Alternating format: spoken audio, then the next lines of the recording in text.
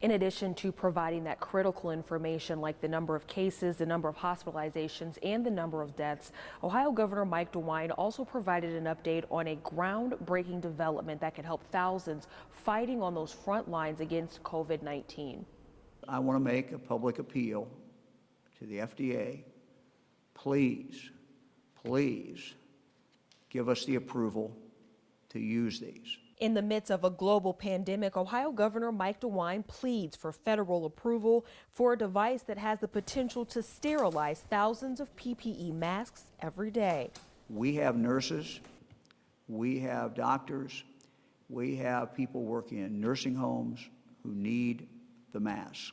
In a groundbreaking announcement, it was revealed Saturday that Columbus-based Battelle, a nonprofit science and technology development company, began manufacturing a system to decontaminate N95 respirator masks and other medical protective equipment. In a release sent to 10 TV, the critical care decontamination systems work by using concentrated vapor phase hydrogen peroxide for 2.5 hours to decontaminate PPE masks. We know that it can kill spores, and for sure it can kill influenza and SARS-CoV-2.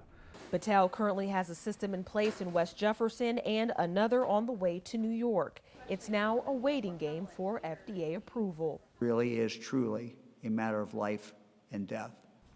And this wasn't the only plea made by Governor Mike DeWine and Dr. Amy Acton. They are also wanting manufacturers to come forward and help supply 10 items that are desperately needed here in the state of Ohio. For more information on those items, you can visit our website at 10tv.com. At the Ohio State House, Cierra Johnson, 10 TV News.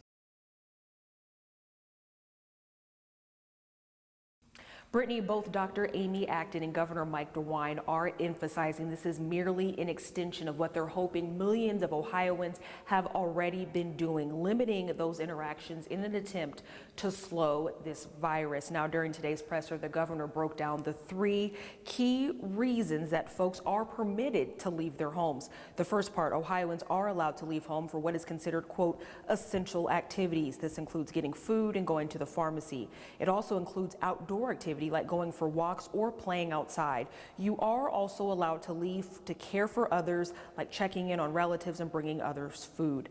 The second reason discusses which workers and what businesses are considered essential. The state is using guidelines established by Homeland Security to identify those entities, and they include grocery stores, gas stations, pharmacies, police stations, fire stations, hospitals, clinics and healthcare operations, garbage and sanitation, public transportation, and public benefits. The governor said the third reason folks are allowed to leave their home is to take care of others, to take care of family members and friends. The governor also said weddings and funerals are also allowed during this order. The governor and Dr. Acton say we are now at a new stage of fighting this virus, and this order was put in place at a crucial time. It's not a suggestion, it's an order, but it's a reasonable order. It is consistent with public health. It's consistent with what needs to be done. If everybody does this, everybody cooperates, we're going to save a lot of lives. We're going to buy time in the sense that our healthcare system is not going to get overwhelmed. Again, this order goes into effect at 11:59 p.m. Monday and will stay in effect until April 6th. The governor says his team will reassess at that time if it needs to be extended. Brittany?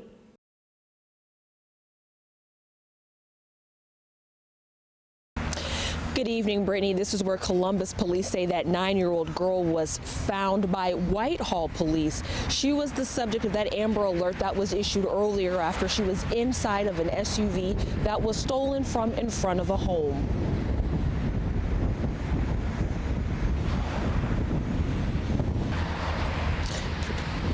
The car, a black Ford Explorer, was stolen from a home on the 1200 block of East 21st Avenue around 7 o'clock this morning.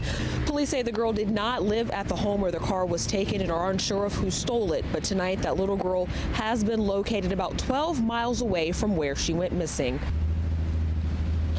So tonight, that little girl is being taken to Children's Services, which is standard procedure in a situation like this. Again, police are not sure who was behind the wheel of that SUV, so we still have several questions in the situation. If we get those answers, we'll be sure to bring them to you both online and on air. I'm in Whitehall. Cierra Johnson, 10 TV News.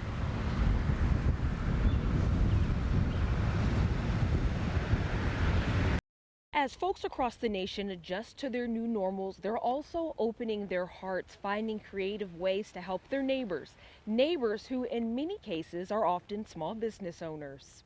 During the lunch rush, these chairs at the Brown Bag Deli in German Village are typically filled, but today at the peak of rush hour, they sit empty. I mean, we are definitely a neighborhood community place.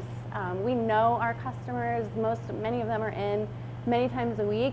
Owner Molly Pesich says the order brought uncertainty and a little fear. I'm very afraid, obviously concerned for our ability to continue with a stream of income. But in a suburb outside the city was a random act of kindness. We moved to German Village, and Brown Bag was what fed us the first probably 3 weeks while we were moving in. Ariel Carrick says the deli and its owner were a breath of fresh air when they needed it most. Through a move and 2 pregnancies, this Dublin mom says she simply wanted to pay it forward. So she placed an order at her favorite deli and then decided to invite others to do the same. Response has just been really spectacular. I think there are 10 to 12 families that are ordering food today from Molly and the Brown Bag Deli. Molly, who also lives in Dublin, will then drop off the meals and Ariel will sort them on a table in her driveways for neighbors to pick up. A small but impactful move started on social media that other communities are also adopting. I know I've seen other neighborhoods reaching out about doing something like this, and I just think it's beautiful. It's really incredible when communities come together to support local business. In German Village, Cierra Johnson, 10 TV News. Spring usually marks both the start of a new season and the start of farmers markets around Central Ohio. But this spring, local farmers are learning how to adapt to state-mandated changes. Our family raises the animals. We also own the state-inspected meat plant, and then we take it to the farmers market and sell it. For Tricia Nazaparenko, Oink Moo Cluck is a family business. Her brother packages the meat in Northern Ohio, and her team sells the majority of it right here in Central Ohio. The farmers market is really all of our business. We do Worthington, Clintonville, Dublin, and Granville every Saturday during the market season. But with many of the local markets closing, this business has had to mix things up. And people, I think, are changing the way that they're thinking about purchasing their food. This business has doubled the amount of times they make home deliveries in a week and have noticed more people stopping by the farm to pick up their product. I have been going to the grocery store and meat's been sold out, so this has been great. And those markets, they're adjusting too, with the Worthington market switching to a drive-through model at a community center. But this business owner worries about others in her industry. What will happen if this continues? And what will others do as they prepare to plant their next crop of vegetables?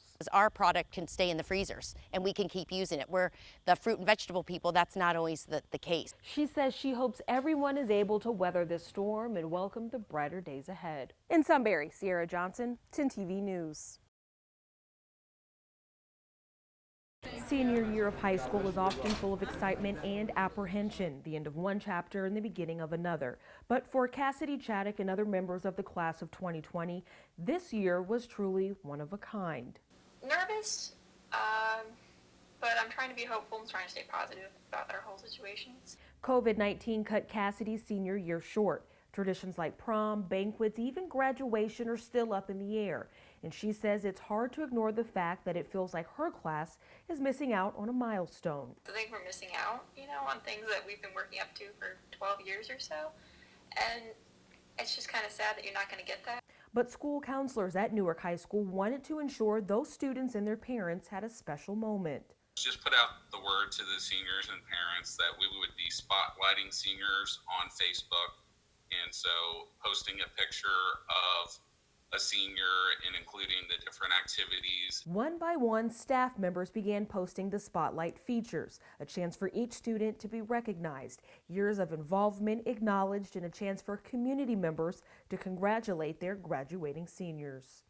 The response has been really positive. Both admit this by no means will ever replace a ceremony or a banquet, but it's a safe and unique way to honor a group of young adults who will forever remember their one-of-a-kind senior year of high school. In Newark, Cierra Johnson, 10 TV News.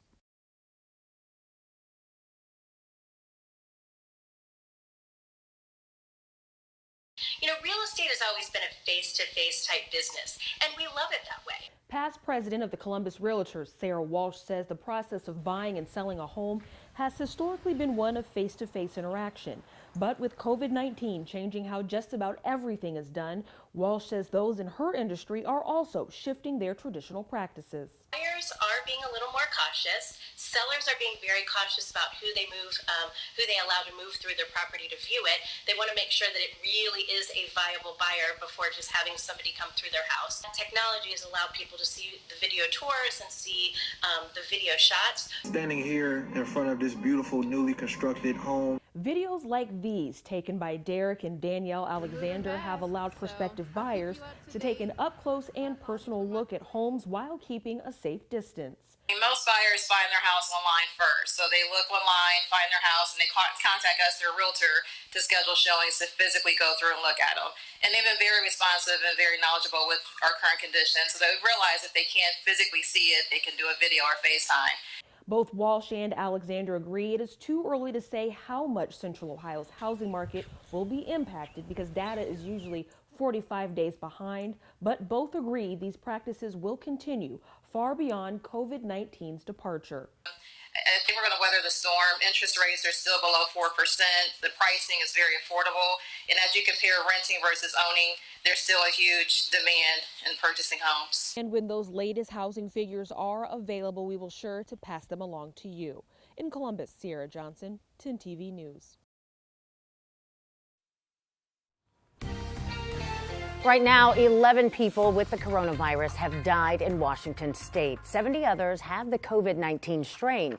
Several school districts are closed for cleaning, and at least one district will remain closed for 2 weeks. Now, tech giants Microsoft and Amazon are also urging their employees to stay home. And in response to the spread of this whole thing, the city of Seattle is making some major changes to really everyday activities that could also include sporting events. 10 TV reporter Cierra Johnson explains how a local team is preparing for a trip to that very city. Yes, the head coach of the Columbus Crew SC says right now his focus and the focus of his team is on the upcoming match against the Seattle Sounders. But it's hard to ignore the fact that the team is flying into what is being considered ground zero for COVID-19 here in the United States. Now, our sister station in Seattle is reporting that the Sounders Soccer Club is maintaining real-time communication with regional health authorities and the major soccer league. And today I received notification from a spokesperson with our team, the Crew SC, explaining the MLS has formed a task force to manage the response of the league and its club to COVID-19. That task force is made up of league execs and MLS chief medical officers. Right now, the Crew SC is bound for Seattle, and head coach Caleb Porter says while the focus is on the game, the team is making specific decisions to stay safe. So everybody's aware of what's happening there, and we've had conversations with them about it, but at the end of the day, the game's on as planned, so we'll be traveling there, and we have to have the mindset that we're going to play. Of course, you do little things like hand sanitizer, and probably won't leave the hotel, some of those adjustments, but football goes on. Coach Porter says there has been no indication that Saturday's game will be postponed or canceled. Again, our sister station in Seattle reporting CenturyLink Field has installed additional hand sanitizing stations, and sanitary wipes will be available at all concession stand locations at that stadium. Scott, Yolanda. All right, thanks, Sierra. Let's hope everybody uses them. Now, we have new numbers just released today, in fact, showing that there is a spike in flu hospitalizations in Ohio. So take a look at this chart. Let's begin with this blue line here. So it represents the average number of hospitalizations over a 5-year period. So, pretty consistent. And then, of course, it drops off, once we get to spring. That's at about the March or April mark right there. So now look at the red line. In fact, why don't I make it just a little bit bigger so you can see. So the red line indicates this flu season, and as you can tell, between the last 2 weeks, hospitalizations have really shot up from Mid-January up till February, hospitalizations for the flu shot up past 800. You do the math, that's a 36% increase. Flu and other illnesses have caused several Central Ohio school districts to close over the past couple of weeks as well. Those closures can leave parents in a bind for sure. So let's talk about that a little bit more with 10 TV's Cierra Johnson. She spoke with some child care experts, she's right over there, with advice for parents who need some last-minute care for their kids. Cierra? Yeah, Scott, that's right. I spent some time with the folks at Action for Children. That's an agency that works with families across Central Ohio. They say the best piece of advice, have a plan before you actually need one. Now, Catherine Glenn Applegate, a senior specialist of early learning at Action for Children, says Central Ohio does have a limited number of child care providers that offer those drop-in services. So the best piece of advice, plan ahead. She says it's still crucial to vet those emergency or drop-in facilities as you would those daily providers. She says regardless whether it's a child care facility or a family friend, be aware of what she calls the 5 C's: count, content, caregiver, contract, and of course communication. The key for families is to really have that plan in mind, to do that work in advance so that they have that backup plan and that peace of mind that their child will still be safe and still be comfortable. And that child care expert says as the school year goes on, it's worth lining up several backup plans, especially considering the number of schools that have closed. Another option, did your child attend a care facility before they were of school age? That could be another place to seek care. Yolanda? All right, thank you.